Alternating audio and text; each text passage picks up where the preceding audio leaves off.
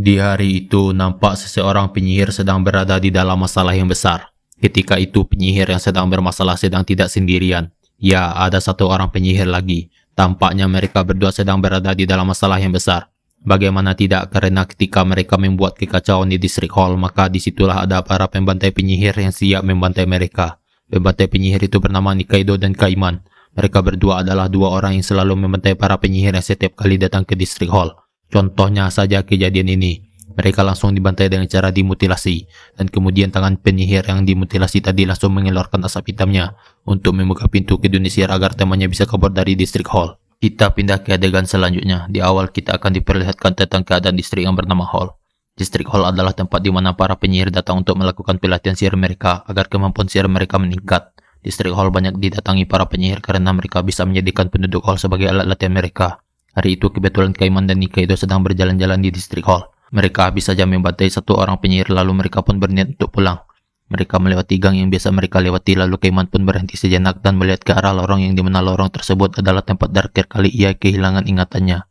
Lalu ia berpikir apakah orang yang dia lihat tersebut adalah penyihir yang mengubah kepalanya dan orang itukah yang harus dia cari dan apakah orang yang di dalam mulutnya itu adalah dia sendiri.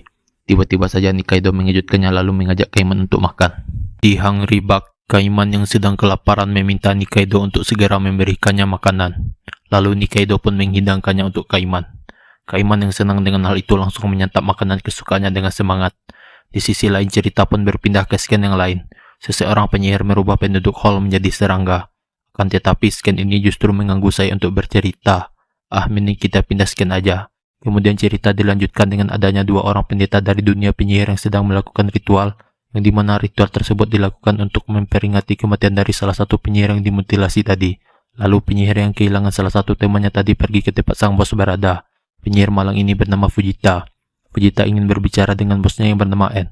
Fujita mengatakan bahwa pelakunya ada dua, dan mengatakan bahwa pria berkepala kadal tersebut tidak mempan terhadap sihir. Lantas mendengar pernyataan Fujita itu, En pun mengatakan seharusnya kau mati juga kalau memang sihir tidak mempan terhadapnya.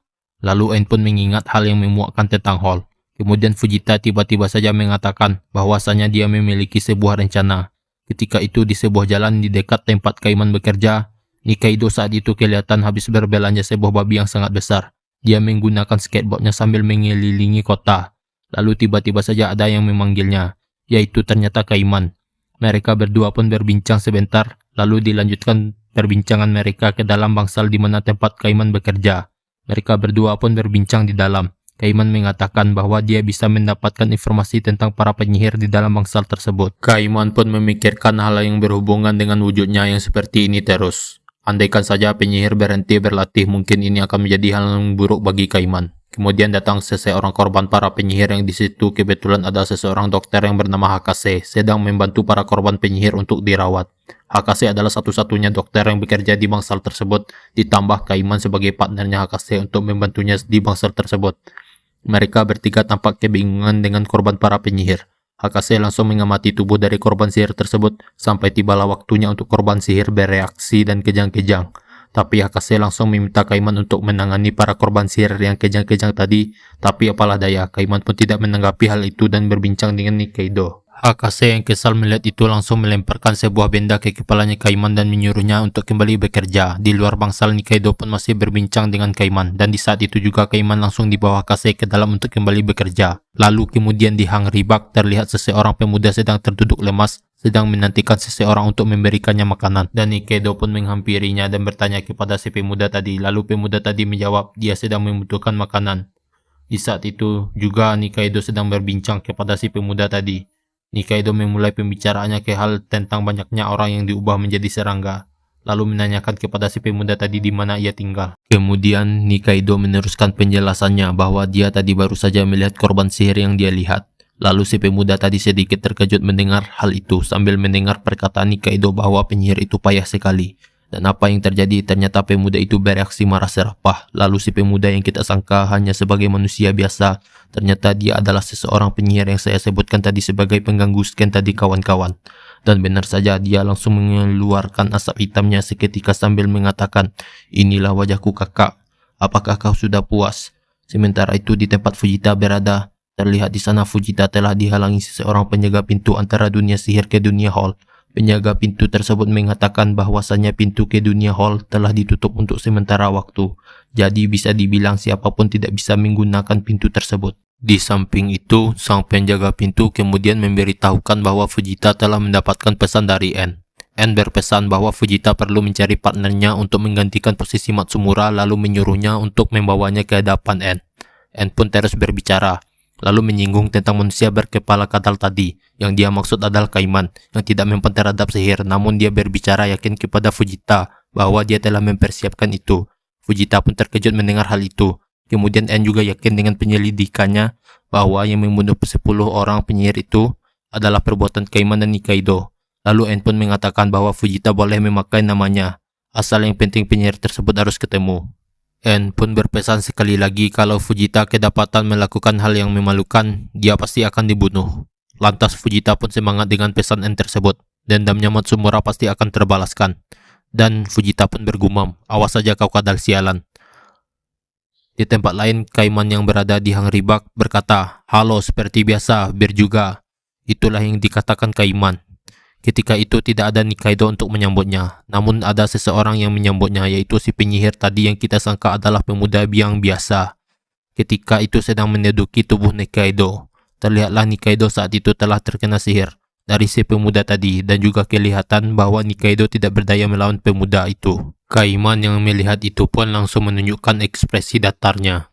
Kemudian Kaiman pun menghampiri si pemuda tadi sambil melepaskan topengnya dan berjalan ke arahnya lalu berkata, apakah kau pelakunya? Lalu si pemuda tadi marah karena dikatakan payah. Sementara itu di bangsal tempat Hakase merawat para korban sihir, terlihat di waktu itu Hakase sedang sibuk merawat korban sihir. Kita balik lagi ke scan yang tadi. Di situ terlihat sekali si pemuda sedang terdesak oleh keadaan, yang dimana si pemuda ini sedang berusaha untuk kabur dari cengkeraman Kaiman. Tapi apalah daya, dan seketika itu juga si pemuda ini langsung dibunuh saat itu juga. Dan tertusuklah pemuda ini di bagian perutnya sambil bersimbah darah. Matinya si pemuda tadi membuat Nikaido menjadi normal kembali. Di lain cerita, N yang sedang berdua dengan Fujita sedang membicarakan tentang data setiap penyihir dan memberikan sebuah benda kepada Fujita. Lalu mengatakan kalau kau menemukan seseorang yang mencurigakan, tolong bawa kepadaku.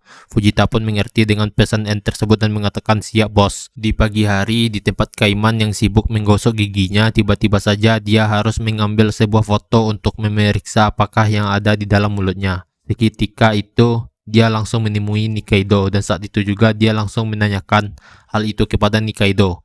Bagaimanakah rupa orang di dalam mulutnya? Lalu Nikaido berkata dia tidak melihat apa-apa dengan mata telanjangnya. Fujita yang lagi asyik mencari partner barunya langsung menemukan seseorang penyihir yang bernama Ebisu di sebuah benda kecil yang dia pegang. Terlihat di situ Ebisu adalah penyihir yang pernah berpapasan dengan Fujita ketika berada di hall. Dan Fujita mengingat hal itu bahwa yang dia lihat itu adalah Ebisu. Lantas yakin dengan hal itu, Fujita pun ingin pergi ke hall untuk menjemput Ebisu. Di tempat lain, Kaiman yang sedang ingin memeriksa hasil foto yang membuat dia penasaran dengan Nikaido yang ingin juga memeriksa hasil tersebut. Akan tetapi Nikaido mengurung niat tersebut, dikarenakan dia melihat ada seseorang penyihir yang berdiri di ujung sana, yang dimana hal itu sontak membuat perhatian Kaiman teralihkan. Penyihir itu sedang berusaha membuka sebuah pintu ke dunia sihir, tapi karena adanya larangan dari penjaga pintu dari dunia sihir, maka siapapun tidak bisa keluar masuk dari dunia sihir. Akan tetapi, Kaiman dan Nikaido yang tahu dengan hal itu tidak akan membiarkan penyihir itu kabur. Mereka berdua mengepung Ebisu. Tahu dengan keadaan Ebisu pun langsung mengeluarkan asap hitamnya. Akan tetapi Nikaido yang lebih sigap dari Ebisu langsung melakukan gerakan akrobatik lalu menghantam kepala Ebisu. Kaiman pun langsung membuka topengnya dan ternyata ya, dia adalah seorang wanita. Kaiman dan Nikaido pun terkejut dengan hal itu dan mereka pun tampak kebingungan. Kaiman yang sedang kebingungan lalu memikirkannya sejenak apakah ia akan melakukannya seperti biasa yang ia lakukan kepada penyihir lain. Tapi bodoh amat, siapa sangka Kaiman langsung melap kepala si Ebisu tadi dan berakhirlah si Ebisu di tempat interogasi, yang dimana interogasi tersebut adalah tempat dimana para korbannya Kaiman harus menjawab pertanyaan dari orang yang berada di dalam mulut Kaiman. Dan kemudian tiba-tiba saja dari depan ada Fujita yang sedang membuka pintu ke dunia hall lalu menggenggam tangannya Ebisu. Lalu terjadilah saling tarik-menarik antara Kaiman dan Fujita. Dirasa gigitan Kaiman yang kurang kuat, maka Fujita pun bisa menarik Ebisu dari gigitan Kaiman dan terlepaslah Ebisu. Sementara penjaga pintu tersebut lantas menutup pintu tersebut dan kemudian berkata cemas terhadap hal yang barusan terjadi. Lalu Fujita pun melihat ke samping dan terkejut melihat bahwa wajahnya Ebisu telah sobek dari kepalanya. Lalu Nikaido pun mengalihkan pembicaraan dan mengajak Kaimon untuk melihat foto tersebut. Dan ternyata yang mereka lihat adalah wajah Kaimon yang sedang membuka mulutnya tanpa ada orang yang ada di dalamnya. Kesal dengan kejadian tadi, Kaimon pun melampiaskan kemarahannya terhadap hal itu. Dan dia ingin meminum sebotol anggur merah. Dan di saat itu juga episode 1 pun tamat.